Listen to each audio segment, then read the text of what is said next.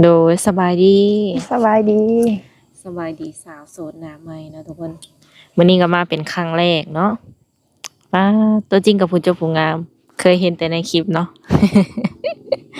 ก่อนอื่นสิขออนุญาตถามข้อมูลของเจ้าก่อนชื่อว่าแนวใดชื่อแหนนเด้ออายุจักปีอายุ27ปีแล้วฮอด27แล้วแม่นบ่โดยอ๋อคิดว่า21 22ได้ หน้าตาหนุ่มปานนั้นบ่ แท้เนาะทุกคนคือว่ายังน้อยแฮงเนาะเบิ่งเพิ่นนี่นะ เฒ่าแล้วอายุหลายแล้วสิเข้ารัก3แล้วโดยผ่านมานี่เคยสร้างครอบครัวบ่บ่เคยบ่เคยจักเทื่อนี่ บ่เคยเลย อืมผู้บ่าวผู้แพรวเคยมีบ่ก็เคยมีแบบล้มๆเบิ่งล้มๆอยู่แบบนี้นะแต่ยังบ่เคยที่แบบว่าแบบตกลงปลงใจสร้างครอบครัวกันแบบนี้นะอืมอืมคือคบแบบเป็นแฟนเป็นหยังซื่อเนาะโดยคบกันได้โดนบ่แต่ละคนบ่ค่อยดนปานใดแบบเฮาก็แบบมีแต่เฮ็ดเวียกเฮ็ดงานอยู่แบบนี้หันนะก็บ่ค่อยมีเวลาหลมกันปานใดเขาก็เลยแบบบางคนเขาก็แบบอยากทักหาตลอดแบบนี้นะแต่เฮาก็บ่ค่อยมีเวลา เขาก็เลยแบบหายไป อยากทักหาตลอดแม่นบ่ แม่นโดยปัจจุบันนี่โสด 100% เนาะโสด 100% อ่าตอนนี้ทางเจ้าเฮ็ดเวียกเฮ็ดงานหยังอยู่ช่วงนี้ก็มาเฮ็ดไร่เฮ็ดนานำแม่แต่ก่อนก็เคยแบบไปเฮ็ดงานอยู่ไทยแบบนี้นะฮะเฮ็ดงานอยู่ไทยฮอดยามดำนาแล้วก็มาดำนาซอยแม่อืมแล้วแหละดำนาแล้วสิไปเลยบ่หรือแนวใดยังแบบยังรองานอยู่หางานเบิ่งก่อนถ้าได้งานก็อาจจะไปโดยงานเก่าเฮานี่เขาได้คนแล้วได้คนแล้วเพราะว่าแบบพอลาออกนำเขายันเขารอบ่ได้เนาะมาเฮ็ดนาบ่ฮู้ว่ายามใดมันสิแล้วอ๋อคือทุกปีต้องเฮ็ดแนวนี้บ่คันยามเฮ็ดนาแหละมาบ่แม่นทุกปีต้องเฮ็ดแบบนี้อืมโดยแล้วที่นี่ออกมาเปิดใจลองเบิ่งเนาะโดยลองเบิ่งว่าแบบสิมีแบบคนคุยคนทำเขาได้บ่อิหยังประมาณนี้หันโดน่ะ ย มีสเปกอยู่บ่มักผู้ชายแบบใดก็บ่ค่อยมีสเปคใดแบบใดก็ได้ขอแค่แบบใจดีว่าซั่นซะแบบมักเฮามักครอบครัวเฮาแบบรับในข้อที่แบบในนี่เฮาได้แบบนี้หันน่ะมักหันรับเฮาได้ในส่วนหนึงแบบนี้นะโดยแล้วอายุนี่จำกัดบ่ก็สักประมาณเลข4ลงมาก็ได้เลข4เลข5เลข5ลงมาก็ได้อืมผู้บ่าวรุ่นใหญ่60บ่จิตเนาะมันก็เบิดซิดได้คันสิเว้าแล้วก็ถ้าสมมุติว่ารุ่นใหญ่ก็แบบซอยเฮาได้ซัปพอร์ตเฮาได้ซัปพอร์ตแฮงบ่ได้ก็เป็นเงินเป็นอิหยังก็ได้แบบนี้หันนะถ้าสมมุติว่าอายุหลายไปแล้วแบบนี้หันนะมันก็ซอยบ่ได้เรื่องหนึงมันก็ต้องมีอีกเรื่องหนึงอืมๆต้องเบิ่งก่อนว่าสิกล้าว่าสิกุมลูกกุมเมียบ่เนาะโดยถ้าว่าเพิ่นอายุหลายแต่เพิ่นแข็งแรงก็ถือว่าโอเคผ่าน แม่น คือเพิ่นอาจจะเคยเห็นแล้วเนาะหนุ่มรุ่นใหญ่50 60เป็นประมาณใดเนาะโดยเพิ่นก็คือจะเฒ่าไปตามอายุหั้นแหละเนาะหรือว่ายังบ่เคยคุยบ่รุ่นใหญ่ก็เคยที่แบบเคยเข้ามาอยู่แบบนี้หันนะก็เคยเห็นอยู่ที่แบบรุ่นใหญ่ก็น่าจะประมาณนี้บ่นะ ๆโดยอ่ะประมาณนั้นเนาะทุกคนเรื่องอายุหลักๆก็เน้นที่แบบว่านิสัยเพิ่นบ่โดยแม่นแล้วก็เพิ่นรับเราได้บ่ประมาณนี้โดยคือขออนุญาตถามแบบมีอ้ายและน้องจักคน มีเอื้อย2แล้วก็น้องสาวผู้หนึ่งเอื้อย2น้องสาวผู้หนึ่งโดยผู้หญิงเบิด ผู้หญิงหมด เอื้อยแปลว่าเอื้อยน้องเฮานี่สร้างครอบครัวแล้วบ่ยังบ่มีไผสร้างครอบครัวเลย4คนป๊าโตจังว่าสิโสดแบบว่าอันนั้นเลยเนาะทุกคนหรือว่าแข่งกันโสดบ่สี่เอื้อยน้องนี่ แข่งกันโสดก็เลยแบบลองเอามาเปิดใจเบิ่งว่าไผสิได้ก่อนแบบเนี้ยนะ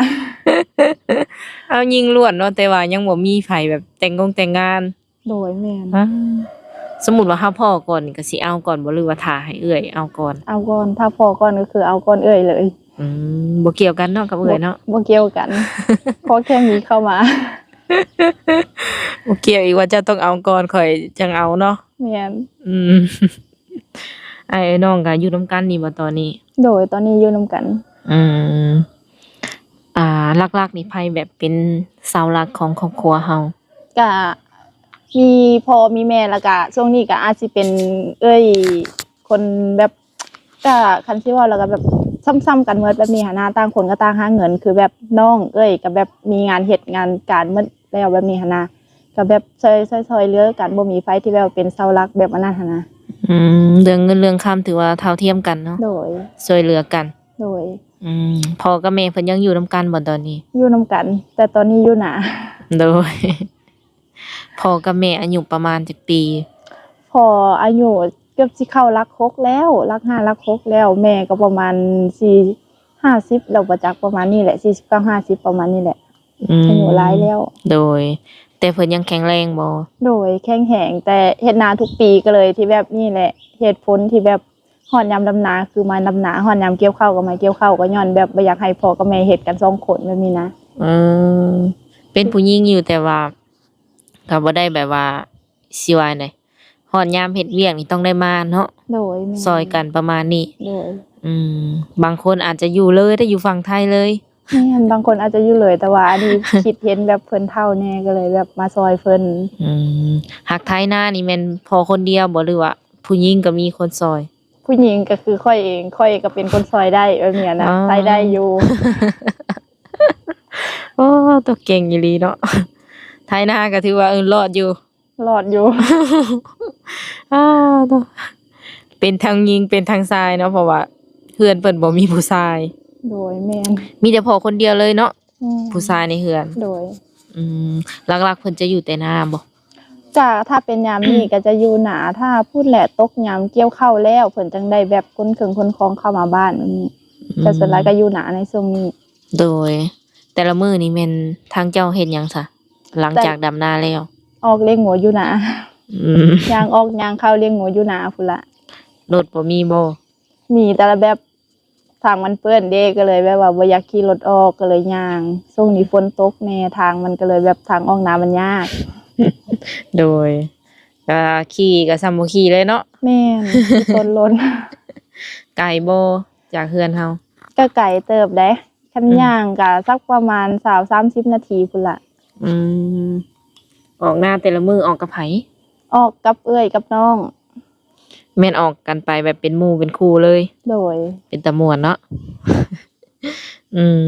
ออกไปแล้วก็นอกจากเลี้ยงงัวแล้วก็เบิดเท่านั้นเวียกเฮา ลกหญ้าในนาหั่นล่ะเพราะว่าหญ้าในนามันขึ้นหลาย โอ้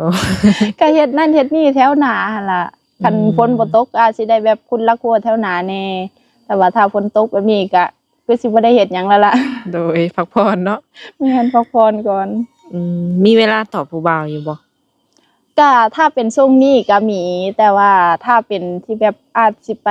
เฮ็ดงานอยู่ไทยก็อาจสิมีแบบในบางเวลาที่แบบว่าเฮาว่างแบบนี้หั่นนะ แล้วแต่ว่าเฮาสิถือเฮ็ดงานแบบใดแบบนี้หันนะถ้ามีเวลาก็อาจ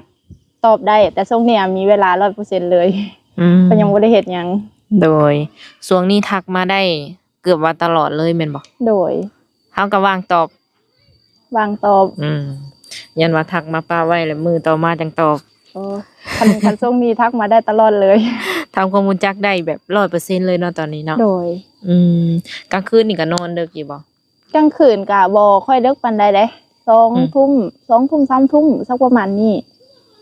หลังหันขึ้นไปบางทีทักมาอาจจะบ่ได้ตอบแล้วเนาะ โดยแต่อาจจะบางมื้อก็อาจจะนอนดึกแน่แล้วแต่ โดย แต่ส่วนหลายก็สักประมาณ2 ทุ่ม3 ทุ่มก็สินอนแล้ว คันบ่มีเวียกมีงานแม่นสำนั้นรับแล้ว โดย อืมบางทีมีผู้บ่าวเข้ามาคุยก็อาจจะนอนดึกแน่จักหน้อยเนาะ แม่น โดย ในใจอยากคุยกับผู้บ่าวทางใดบ่เป็นพิเศษ บ่ได้เลือกได้ทางใดก็ได้ บ้านไกลเฮือนเคียงก็ได้ไกลก็ได้ ได้เบิด ลาวไทยได้เบิดเนาะทุกคน โดย เรื่องการสื่อสารนี่แบบสาวทางเจ้านี่เฮียนฮอดห้องได้ก็ ฮอดห้องม จบได้ใบประกาศเรียบร้อยบ่ .4 โดยได้ใบประกาศเรียบร้อย แสดงว่าอ่านออกเขียนได้ปกติ โดย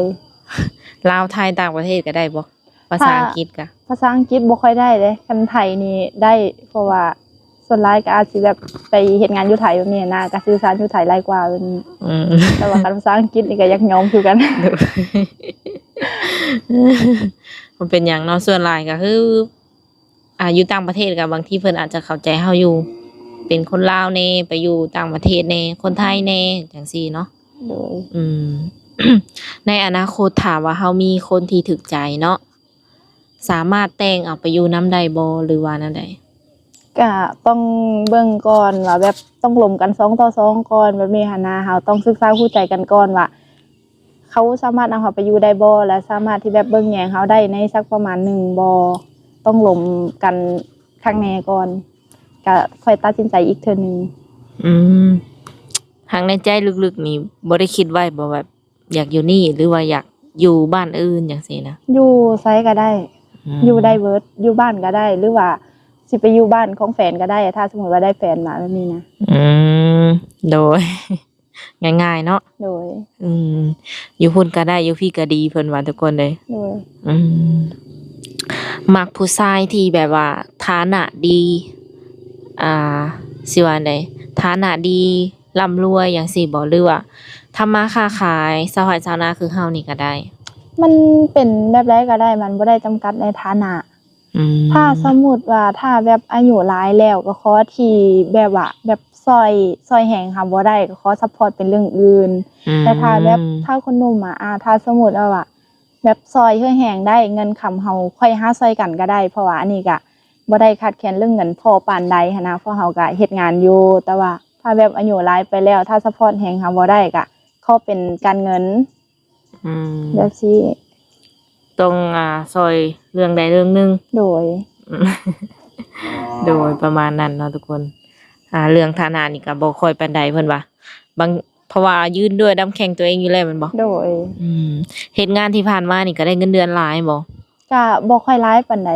พออยู่ได้บ่โดยพออยู่ได้เฮาก็แบบไปพุ่นเฮาก็ประหยัดเอาแบบนี้นะไปอยู่บ้านเพิ่นเนาะต้องเก็บจิตออมหน่อยเอาหั่นล่ะโดยมักเล่นมักเที่ยวอยู่บ่จ๊ะ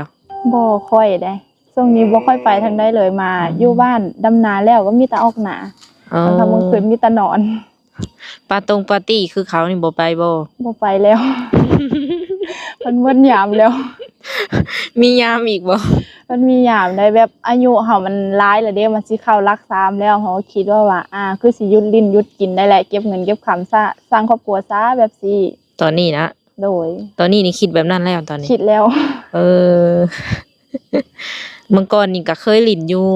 เมื่อก่อนก็เคยเล่นอยู่แต่ก็บ่ได้ถึงกับแบบว่าไปดูปานนั้นนะแต่ก็ออกนอกบ้านอยู่โดยมาปัจจุบันนี้อยากเก็บแล้วเนาะอยากเก็บแล้วตอนนี้เฮาแบบว่ามีอีหยังแน่ที่ว่าเป็นของเฮาแล้วเป็นเรือนเป็นศาลบ้านช่องรถอีหยังจังซี่มีบ่มีรถแค่คันเดียวแล้วก็เรือนศาลก็หยังที่แบบยังอยู่น้ำพ่อน้ำแม่อยู่ในช่วงนี้ก็แต่ก่อนก็เข้าโรงงานเด็กเลยแบบได้รถคันนึงรถจักรคันนึงเป็นของตัวเองอันนั้นคือของเจ้าเลยเนาะโดย27ปีเนาะทุกคนเพิ่นกำลังหากำลังสร้างแม่นบ่โดยเวลาไปหาเงินอยู่ฝั่งไทยนี่ได้เงินมานี่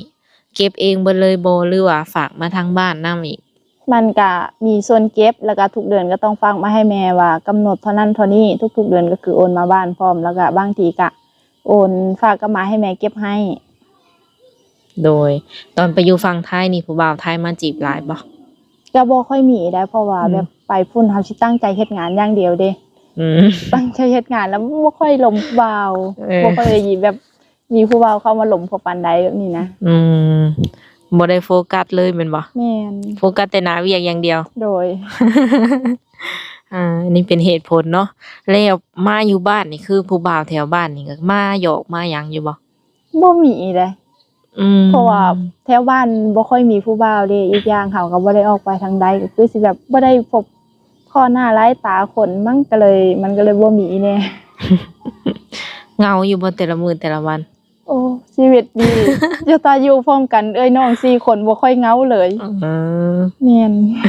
มีความสุขแม่นบ่มีความสุขดีเลยคันอยู่กับพี่น้องคืออยากคล้ายๆแบบโมเมนต์เป็นหมู่กันบ่โดยแม่นอาจสิแบบว่าเป็นเอ้ยกับแม่นแบบนี้นะเป็นเอ้ยได้เป็นพ่อเป็นแม่ได้เป็นหมู่เป็นคู่ได้แบบนี้มันก็เลยรู้สึกแบบม่วนเนาะเวลาอยู่นำกันโดยถือกันเนาะไอ้น้องแก้วถือกัน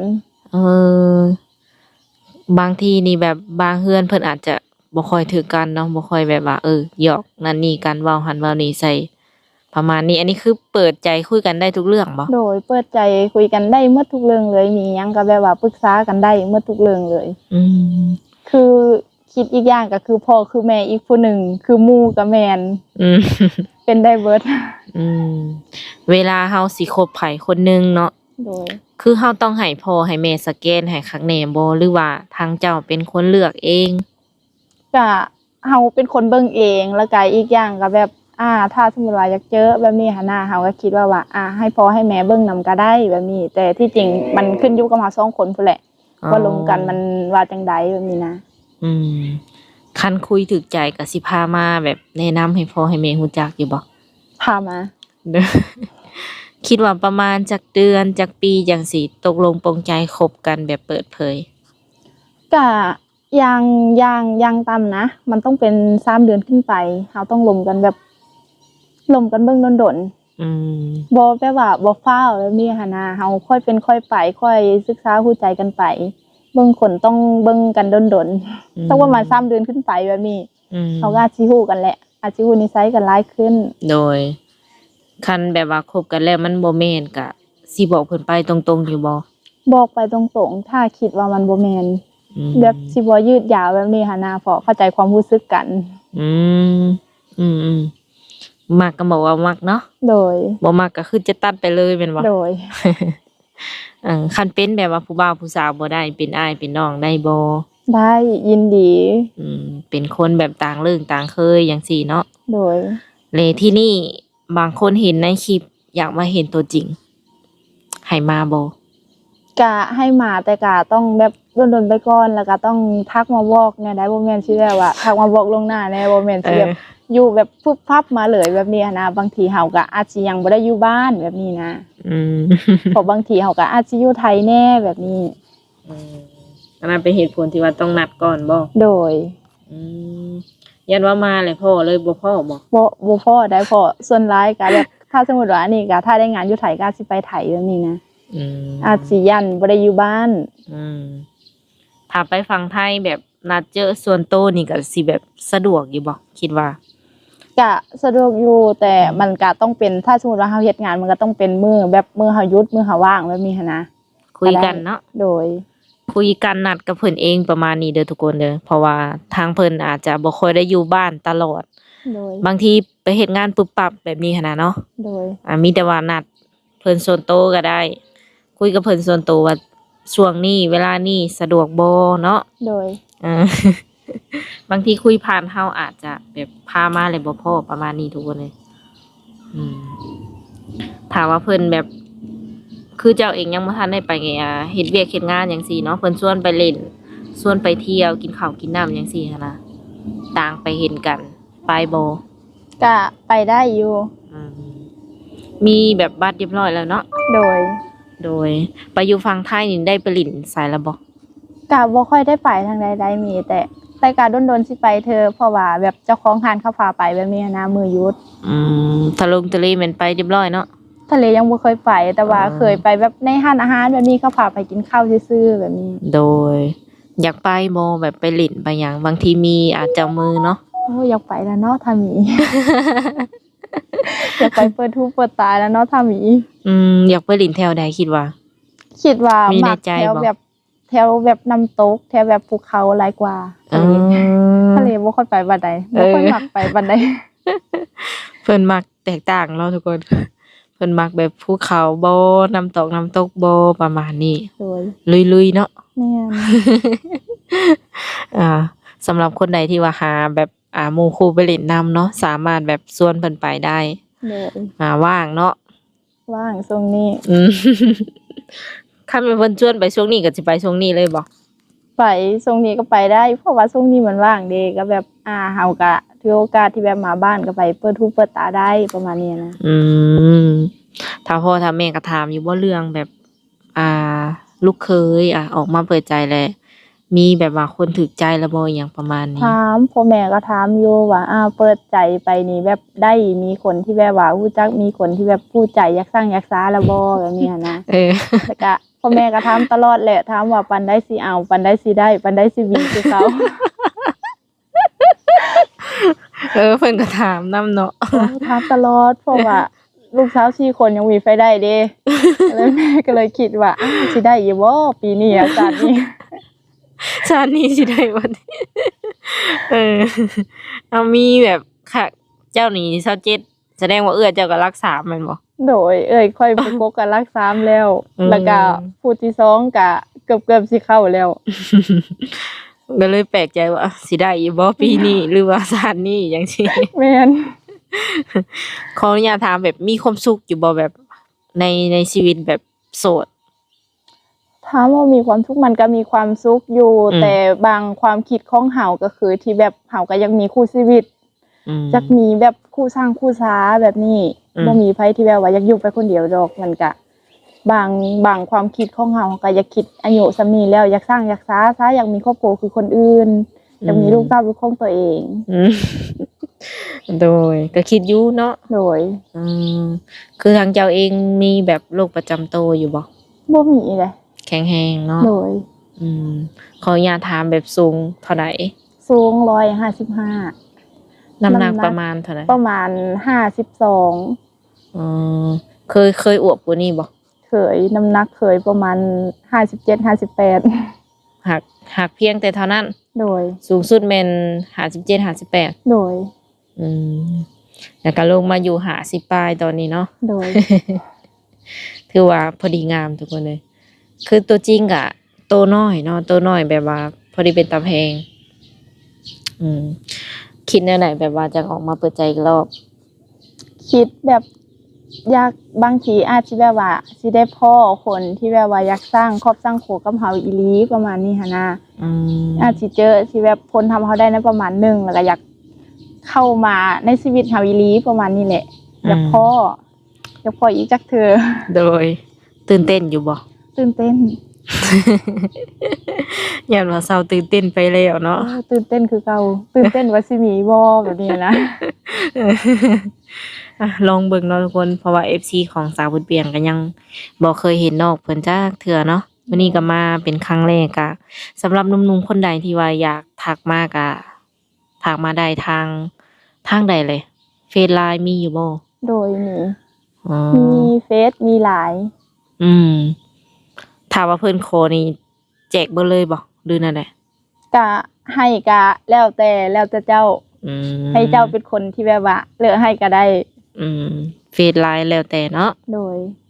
ส่วนแบบเบอร์ WhatsApp อีหยังจังซี่ลิ้นคือหมู่อยู่บ่ โดยลิ้นคือกัน อืมถือว่าสะดวกสบายเนาะทุกคนคนนี้เนาะ โดย เพิ่นมีเกือบว่าครบทุกอย่างสะดวกทางเฟซก็คือได้ไลน์ก็ได้ โดย